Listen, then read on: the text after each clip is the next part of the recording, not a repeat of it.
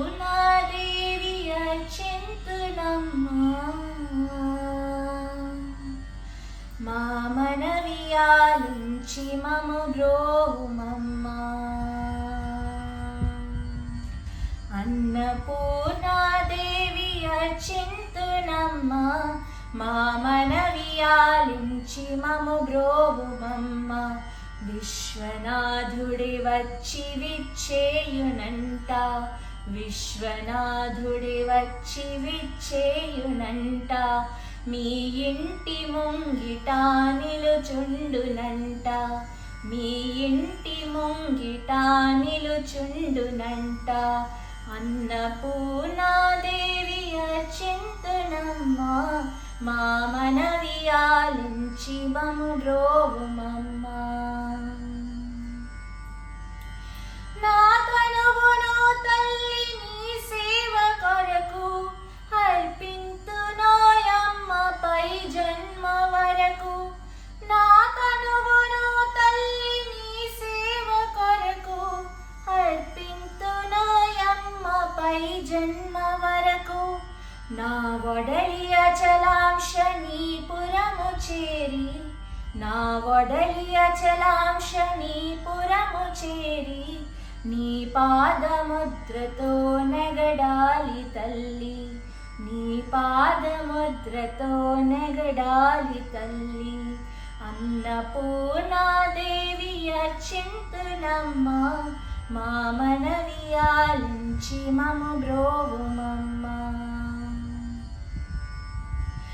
నా ఒడలి ఉదకాంక్ష నీ వీడు చేరి నీ పాద పద్మాలు కడగాలి తల్లి నా ఒడలి ఉదకాంక్ష నీ వీడు చేరి నీ పాద పద్మాలు కడగాలి తల్లి నా తనువు తేజాంశ నీ గుడికి చేరి నా తనువు తేజాంశ నీ గుడికి చేరి నీ ముందు దివ్యగా నిలవాలి తల్లి నీ ముందు దివ్యగా నిలవాలి తల్లి అన్నపూర్ణాదేవి అర్చింతునమ్మా మా మనవియాలించి మము బ్రోవుమమ్మా నా తనువు మరుదాంశ నీ గుడికి చేరి నీ చూపు కొసలలో వెలగాలి తల్లి నా తనువు మరుదాంశ నీ గుడికి చేరి నీ చూపు కొసలలో వెలగాలి తల్లి నా తనువు గగనాంశ నీ మదిని చేరి నా తనువు గగనాంశ నీ మదిని చేరి నీ నామగానాలు బ్రోలాలి తల్లి నీ నామగానాలు బ్రోలాలి తల్లి అన్నపూర్ణాదేవి అర్చింతునమ్మా మా మనవియాలించి మము బ్రోవుమమ్మా విశ్వనాథుడి వచ్చి విచ్చేయునంట విశ్వనాథుడి వచ్చి విచ్చేయునంట మీ ఇంటి ముంగిట నిలుచుండునంట మీ ఇంటి ముంగిట నిలుచుండునంట అన్నపూర్ణాదేవి అర్చింతునమ్మా మా మనవియాలించి మము బ్రోవుమమ్మా మా మనవియాలించి మము బ్రోవుమమ్మా.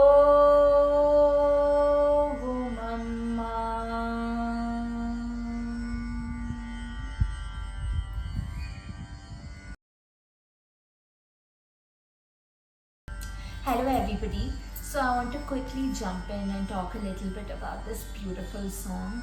I actually instantly fell in love with it when I knew about this.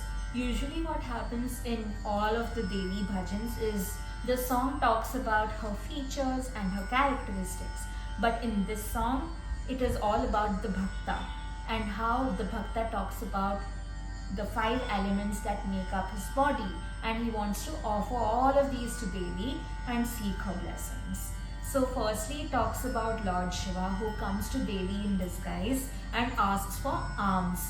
He says, Jnana Vairagya Siddhyartham Bhiksham Dehi Cha Parvati.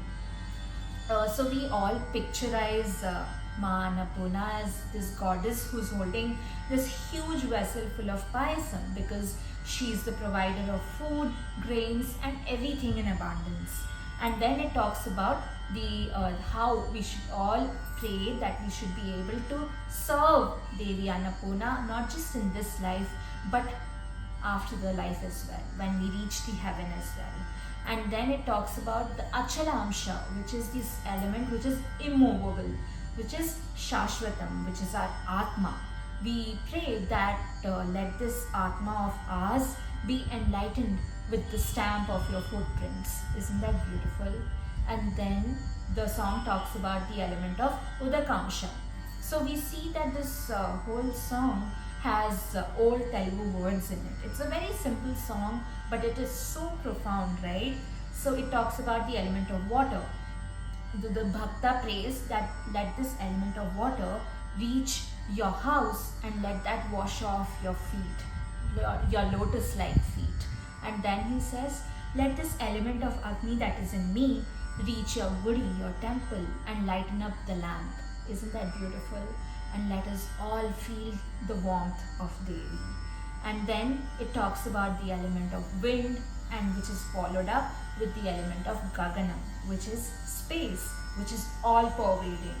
So, what he means to say is let your name and legacy resonate throughout and spread wide and across the whole universe, and let us all benefit from it. Let us all invoke her blessings. And how it's beautiful, right? The composer has composed it so beautifully. I couldn't even imagine somebody writing so beautifully, so well. And yeah, I really salute him, and I hope you like this song as much as I did. Thank you.